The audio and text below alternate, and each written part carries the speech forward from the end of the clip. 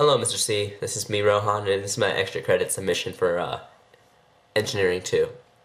So, this is a personal home project of mine using Arduino, and it's an application of basic circuitry knowledge, sensor knowledge, and the programming knowledge we learned from Bex and a basic stamp that we did in class. So, just to give you a little background, before entering your class, I was basically an Arduino amateur. I had limited knowledge of programming, how a circuit functioned, and how to read circuit diagrams, which is why I always had trouble when I went online. I had trouble understanding what other people posted with their circuit diagrams because I simply couldn't read them and understand what they were saying. I also had a limited understanding of Ohm's law, which is why I wasn't able to calculate proper resistance in my circuits, and if you use the wrong resistor, many things can happen, which is why I told you that one story of how I was messing around with the servo, but I forgot to put on a resistor and it caught on fire. Now, my project today serves as a clear application of the numerous principles which I've learned in your class. First of all, Arduino is very basic. I mean, not basic, similar to what we have done in class before. First of all, it's a C-based language, which is just like Vex. It has the same control structures as a basic stamp. So your class helped facilitate my learning of this programming language. I also learned about the basics of circuits and Ohm's law and how to read circuit diagrams, which helped me plan out my circuit properly this time using proper resistors, and it helped my circuitry work. The challenge I chose was to have a program that increments from 0 to 100 and which would repeat it 100 again. There would be 3 buttons that would determine what increment my program would go up by.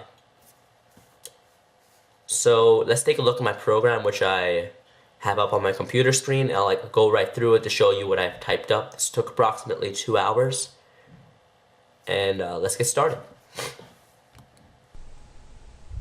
Okay, let's take a look at my program. According to my program description, there's a counter that increases from 1 to 100 and then resets automatically. 3 buttons will determine the increment by which the counter increases. I start out by declaring my constants. In these cases, I declare the 3 pins for which each button will be connected. Then I declare the variables for the states of each button. The buttons will either be high or low, but I make them equal to 0 just to initialize them. Then comes void setup. I do serial.begin to establish a connection to the serial monitor, and then I establish the 3 buttons as inputs. Then comes the main void loop. So I declare 2 variables, my increment, which is my default increment, which will change, and my number, which is basically the number which is being incremented all along. So I quickly get the button states by doing a digital read of each button pin, and if the button state of the first button 1 is equal to high, or in AK if it's pressed, a while loop is initialized and a number will equal itself plus the increment over and over whenever the while loop repeats itself, which is how the number increments. And it will print the number inside my serial monitor. I put a delay so the numbers don't happen instantly.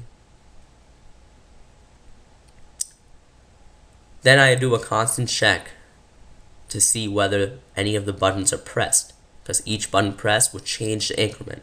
For example, button 1 makes the increment go to 1, button 2 makes the increment become 2, and button 3 makes the increment 3. As you can see, this else statement is the result of this if statement. It's saying that if this button is not pressed, the program will not start, and it will tell the serial monitor the following message: please press button 1 to begin. So basically it's an on and off switch. Let's go take a look at my actual circuitry now to see how this program actually functions. Okay, now let's take a look at my actual circuitry. So here's the Arduino IDE. That's a USB cable that hooks up to my Arduino microprocessor right there. So as you can see, there's buttons 1, 2, and 3.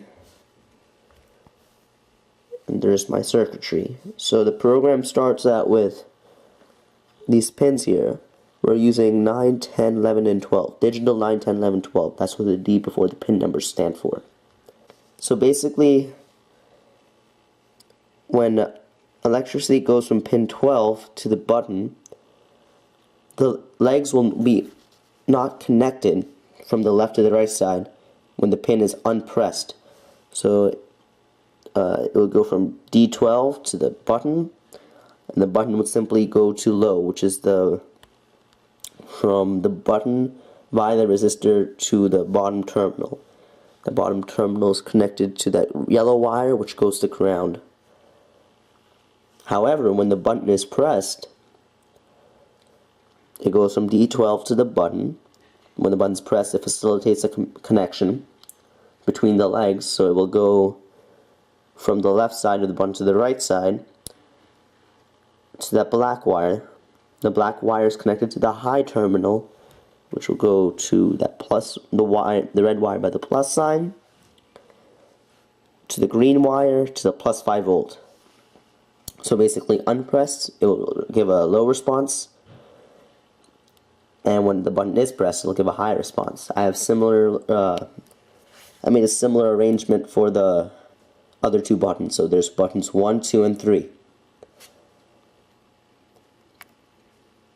And let's take a look at my program actually working and see if it works. Okay, so we can start out with my computer, and we first will upload the program, and we're going to open up the serial. Well, first it's uploading, if you can see very carefully right there. Okay, now it's done uploading, so we're going to go up to the serial monitor. We're going to click that. According to the serial monitor, it says press button 1 to begin. Okay. So we'll go to button 1. I'm going to press it down firmly. And it's begun. It started incrementing. 1, 2, 3, 4, 5, 6. And as you can see, the increment is by 1 right now. Now suppose I want to speed things up a bit. I got 2 more buttons. So let's go over to the second button. Let's press this down firmly.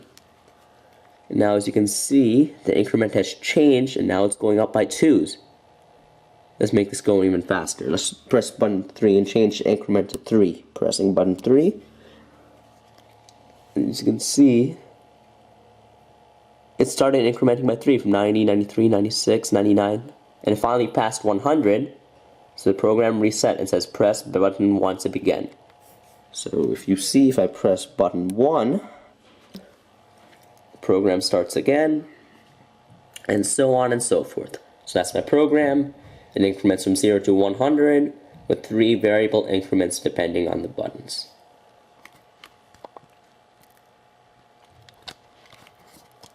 Okay, that's it.